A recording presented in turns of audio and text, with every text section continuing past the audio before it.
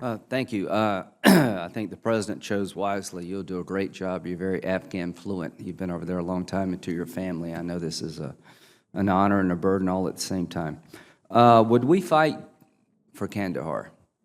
If there was an offensive tomorrow, or next week, or next month, where the Taliban were able to generate forces to put Kandahar at risk, would we sit on the sidelines like we did in Mosul, or would you recommend that we fight to keep Kandahar from falling into the hands of the Taliban?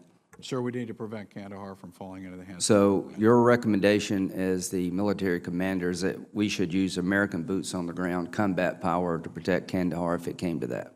Sir, before that, I would look at the authorities that have and in extremis authorities. I'm just not authorities, your recommendation.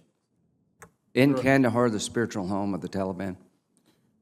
Absolutely, sir. Kandahar is important, I just want the American people to know that we're not going to let Iraq happen in Afghanistan. If there's a sustained effort by the Taliban to take a major city, we should not sit on the sidelines and let that happen. That is not in our national security interest, is it? I agree, sir. Thank you. Counterterrorism.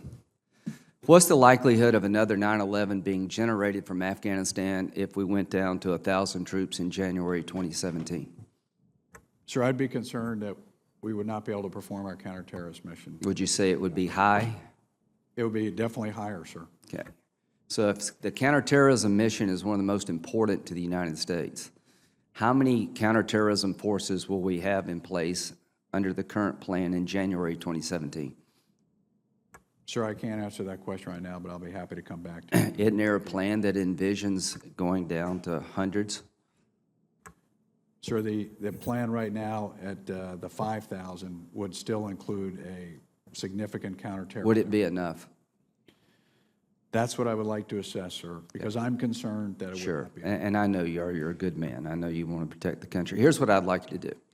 I'd like you to present to the committee, if you could, if this is appropriate, a counterterrorism footprint, given what you see to be happening on the ground today and in the next 5 years, 10 years, marrying that up with the capability growth of the Afghan military, and have a small, medium, large, low, medium, high risk footprint. And let this committee know from a military point of view how many troops we would need to have a low threat. And as we go below that number, what are the threats to our homeland? Could you perform that for us? Yes, sir. When it comes to ISIL, what are the limitations on your fight against ISIL in Afghanistan? Sir, ISIL has been designated as a terrorist organization. They can be engaged. Can you do independent operations without going through the Afghan military? Sir, I'm not sure the classification level of some of this.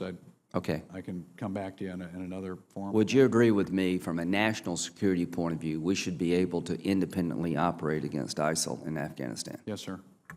From a national security point of view, we should be able to capture somebody who's an ISIL fighter and put them in American detention for intelligence gathering purposes. Sir, again, a little bit out of my area in terms of detention capability. I just want to make sure that we can fight ISIL as effectively as required in Afghanistan. How did ISIL come about in Afghanistan? How were they able to get there? Sir, as I understand, a couple of factors. One, the pressure put by the Pakistanis on their side of the border as part of the recent offensive operations forced some fighters into Nangarhar province. Some of these are from the TTP. They aligned with the Islamic movement of Uzbekistan, as well as, again, some ISIL facilitators formed a group and began to grow. They didn't have much operational capability initially. There were linkages definitely back to Syria with this group, and now they have gotten to a point where they do have operational capabilities. The area they've embedded themselves in. Is there a command and control component from Syria to Afghanistan?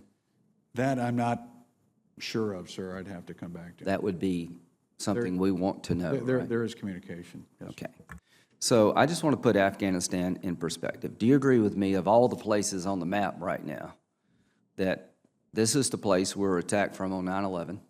It's important that we be seen to have won in Afghanistan, and that we're going to be judged not by the day we leave, but what we left behind in terms of our national security interest. Can you describe what winning would look like in Afghanistan, and how close are we to it? Yes, sir. Number one, there's no more terrorist attacks that emanate from Afghanistan that affect our homeland, number one.